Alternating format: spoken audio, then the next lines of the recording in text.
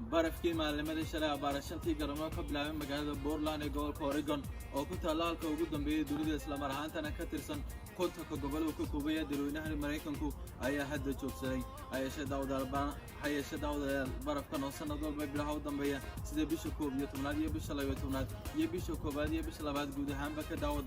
wadamada galbeedka qaaradiisa kala duwan si gaar ah qaar kamid ah gobolada ku koobaya dalka Mareykanku ayaa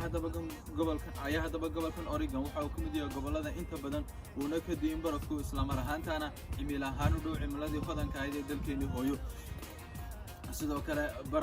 kale dawda barafkan ka daay gobolkan Oregon maanta ayaa mid aad fara badan sadaragtaana inta badan ka kormara dhulka isla mar ahaantana qariyay sidoo kale barafkii ku horeeyay ayaa gobolkan Oregon dawda waxa uu ka daay toddobaadkii la soo dhaafay balse kaas kaliya waxa uu socday muddo 2 saacadood halka barafkan maanta ka daay gobolkan Oregon uu noqonayo barafkii ugu weynaa 3 sano la soo dhaafay ka daay gobolkani Oregon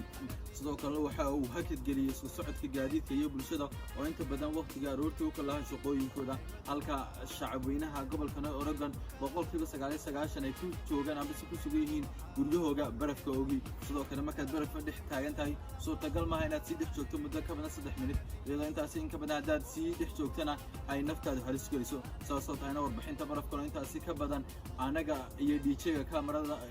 kaamarada haya lafteeda ayaan baqnay intaas ayaan ku soo koobinaa warbixinta barafkani Fataax Abdullahi Ibrahim Somali telefishinka qaranka Soomaaliyeed magaalada Portland ee gobolka Oregon ee dadweynaha Mareykanka